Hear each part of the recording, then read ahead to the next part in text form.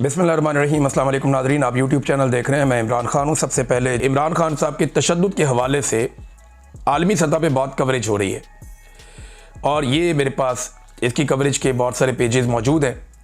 अक़वाम मुत्तहिदा ने जब आवाज़ उठाई इमरान खान साहब पे तशद्दुद के हवाले से तो लगातार आलमी मीडिया इसको रिपोर्ट कर रहा है। यहाँ पे चंद मिसालें मैं आपके सामने रखता हूँ। गल्फ़ टुडे, ये अरब ममालिक का एक बड़ा तगड़ा जरीदा, इसने लिखा है। वर्ल्ड न्यूज़ ने लिखा है इसके बारे में। फिर इसके अलावा ये दीगर कुछ और प्लेटफॉर्म्स हैं जो लगातार लिख रहे हैं इस बारे में कि इमरान खान साहब को कैद तन्हाई में रख के। द इकनॉमिक टाइम्स ने भी लिखा है इसके बारे में कि इमरान खान साहब को जो कैद तन्हाई में रखा गया है ये एक तशद्दुद है और लगातार इमरान खान साहब के ऊपर ये तशद्दुद किया जा रहा है। अक़वाम मुत्तहिदा ने इस बात की डिमांड की है कि इमरान खान साहब पे इस किस्म का जो तशद्दुद है ये बंद किया जाए। खबर यह है कि United nation expert calls for an end to Imran Khan's solitary confinement, inhuman detention conditions। ये जनाब अब मुतालबात हैं, दुनिया भर के अखबारात में छप रहे हैं। इमरान खान होगा तो खबर आलमी सतह पे जाएगी और आलमी सतह पे एहतजाज भी होगा। पिछले वीलॉग में आपको मैंने चंद मिसालें दी थी, इस वीलॉग में भी आपको मैं बता देता हूँ। अभी नॉर्वे की पार्लियामेंट के सामने पाकिस्तानियों ने बड़ा तगड़ा एहतजाज किया, वहाँ इकट्ठे हो गए और अब आहिस्ता आहिस्ता आप देखेंगे यूरोप में एहतजाज होगा, अमेरिका में एहतजाज होगा। ओवरसीज़ पाकिस्तानियों में एहतजाज की एक नई वेव शुरू होने वाली है और ये आने वाले चंद महीनों में बहुत तेज़ हो जाएगी क्योंकि ओवरसीज़ पाकिस्तानियों को बहुत हरासा किया गया है। फिर ओवरसीज़ पाकिस्तानियों को ज़ाती लड़ाइयों में उलझाया गया। ओवरसीज़ पाकिस्तानियों की जो फैमिलीज़ हैं उनको तंग किया गया। लेकिन अब ओवरसीज़ पाकिस्तानियों ने दोबारा से इकट्ठे होने का फ़ैसला किया है।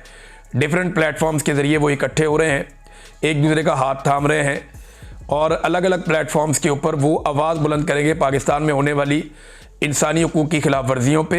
और पूरी दुनिया के अंदर आप बहुत सारे एहतजाज, बहुत सारे प्रोग्राम, बहुत सारी चीज़ें आप आने वाले दिनों में देखेंगे और इसको इंशाल्लाह हम सब मिलकर यकीनी भी बनाएंगे। तो ओवरसीज़ पाकिस्तानियों ने एक नई तवानाई के साथ इमरान खान के लिए या पाकिस्तान के लिए या इंसानी हुकूक की खिलाफ वर्जियों के खिलाफ भरपूर आवाज़ उठानी है। नॉर्वे के अंदर आपने एक मुजाहरा देखा।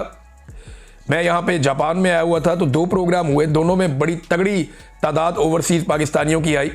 इंसानी हुकूक की खिलाफ वर्जियाँ, मीडिया पे पाबंदियाँ, ये हमारा टॉपिक था। इमरान खान साहब के ऊपर जो ज़्यादतियाँ हो रही हैं वो हमारा टॉपिक था। जो ख़वातीन और बच्चों के साथ जुल्म हो रहा है, चादर और चार दीवारी का तकद्दुस पामाल हो रहा है, मैंडेट का एहतराम पाकिस्तान में नहीं किया जा रहा और मिलिट्री एस्टेब्लिशमेंट ने जो पाकिस्तान के पूरे निज़ाम पर कब्जा कर लिया है, ये सारी चीज़ों पे, इन सारी चीज़ों के ऊपर डिस्कशन हो रही है। और लोगों के जज्बात सुनकर मैं हैरान हूँ कि ये एस्टेब्लिशमेंट सर्वाइव कैसे करेगी। लोग बहुत गुस्से में हैं और जो एस्टेब्लिशमेंट को सपोर्ट करने वाले हैं उनको अपनी पड़ गई है, मुसीबत पे मुसीबत है। वो जो मौलवी हैं उनको अवामी रद्द-ए-अमल से शदीद तकलीफ हो रही है। मौलवी बेचारे उछल कूद कर रहे हैं, वो कह रहे हैं जी हमने क्या इतना बुरा कर दिया, सारे ही जूते पॉलिश करते हैं, अगर हमने कर दिया तो क्या हुआ। अब मौलवी बहुत तकलीफ में, अवाम ने मौलवियों की मंजी ठोक कर रख दी है। मैं मिसाल दे देता हूँ, एक हमारे दोस्त हैं ताहिर अशरफी साहब, उन्हें बहुत ज़्यादा अवामी रद्द-ए-अमल जो है वो नापसंद आया।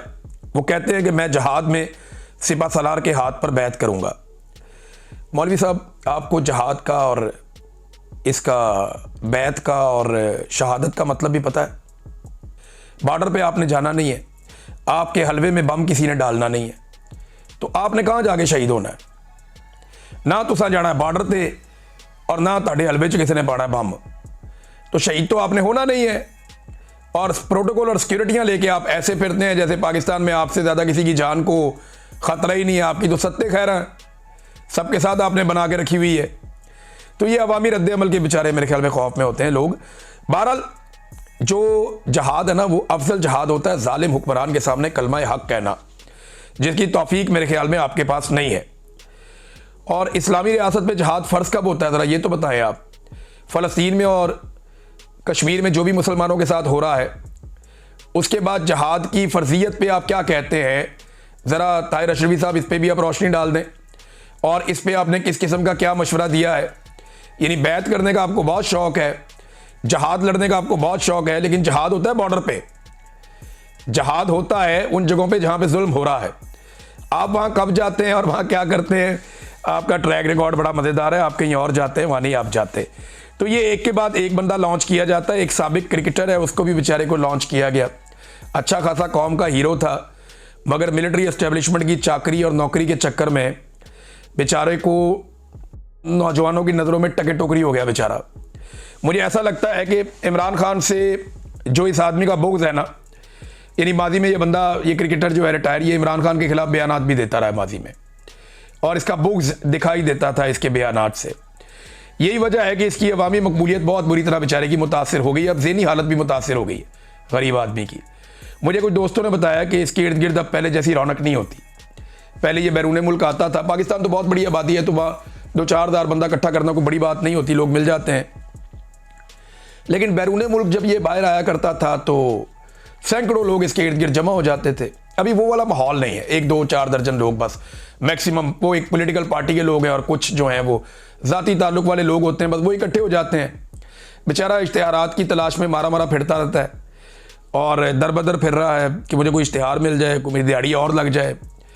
कुछ मुल्कों में इसने जायदादें भी बनाई हुई हैं इस बंदे ने। डॉलर्स और पाउंड्स का रसिया भूखा है। मसला पता है क्या है कि इज़्ज़त मिलती है नीयत के साथ। बदनीयत आदमी को, कमज़ोर आदमी को इज़्ज़त नहीं मिलती। कभी कहता है मैं सियासत करूँगा, कभी कहता है जी मेरी तौबा, मैं नहीं करूँगा। यानी इसकी बेबसी का अंदाज़ा आप यहाँ से लगाएं बेचारे की, कि जिस शख्स से ये सबसे ज़्यादा नफ़रत करता है, जिस बंदे से ये सबसे ज़्यादा नफ़रत करता है, ये उसका नाम भी नहीं ले सकता। जिससे ये सबसे ज़्यादा हसद करता है ना, ये बेचारा उसका नाम भी नहीं ले सकता। कैसा मजबूर और कैसा बेबस आदमी, अंदाज़ा करें। और मंजीत ठोक दी पाकिस्तान के नौजवानों ने, चंगा भला हीरो था, बेड़ा गर्क करवा लिया अपना जूते पॉलिश करने के चक्कर में। तो ऐसे बड़े आए और बड़े गए। इमरान खान एक ही है। ये बड़े लोग इमरान खान बनने का ख्वाब लेकर आते हैं और इमरान खान की जूती के बराबर भी नहीं पहुंच सकते। इस जैसे रिटायर क्रिकेटर 1 लाख भी पैदा हो जाए ना, तो इमरान खान की पशौरी चप्पल के नीचे से गुजर जाएं। इनकी टके की औकात नहीं है। नादरीन, ये 2 खबरें मैं आपके सामने रखता हूँ। अगर आप देखें, इनके कारनामे चेक करें मौजूदा हुकूमत के, ये कारनामा देखें तो आपको पता चलेगा ये पाकिस्तान के साथ कर क्या रहे हैं। इन्होंने 20 महीनों के अंदर जब से ये हुकूमत में आए हैं 12,169 अरब रुपए का कर्जा ले लिया। 12,169 अरब रुपए का कर्जा 20 महीनों में। ये हर महीने लगभग 600 अरब रुपया बनता है। अब ये बताएं ना, ये 600 अरब रुपया हर महीने कहां पे लगा रहे हैं? बताएं ना, दिखाएं ना। ये अंदरूनी और बैरूनी दोनों कर्जे हैं।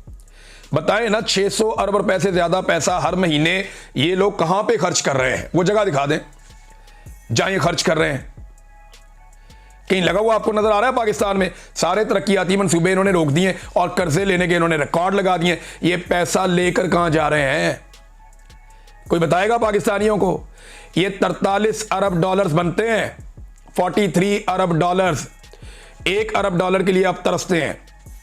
पाकिस्तान के ज़र मुबादला के ज़खायर 15 अरब डॉलर से नीचे रहते हैं और ये 43 अरब डॉलर का कर्जा ले लेते हैं। वो पैसा गया किधर? कोई सवाल का जवाब है इनके पास? रोजाना माशी आदादो शुमार हौलनाक किस्म के सामने आ रहे हैं। 100 अरब डॉलर में दुनिया से लेकर आऊंगा, इस बात का इस हुकूमत ने और आर्मी चीफ ने वादा किया पाकिस्तानी कौम के साथ। SIFC बनाई सफेद आती कि हम बड़ा काम करेंगे, वो कौम के ऊपर बोझ बन गया, उल्टा कौम को नुकसान हो गया। मनपसंद लोगों को ठेके दिए जा रहे हैं उसके जरिए से। अब इस बंदे ने कुछ 40 के करीब गैर मुल्की दौरे कर दिया। हमारे वजीर आजम ने, जो जाली वजीर आजम है, 40 के करीब गैर मुल्की दौरे किए हैं इसने। आर्मी चीफ के दौरे भी शायद इससे ज्यादा ही होंगे। और 100 अरब डॉलर का वादा किया और 1 अरब डॉलर भी ये बंदा पाकिस्तान में, ये दोनों मिलकर नहीं ला सके। अब तक के लिए इतना ही। अपना ख्याल रखिएगा, अपने चैनल का भी। अल्लाह हाफिज।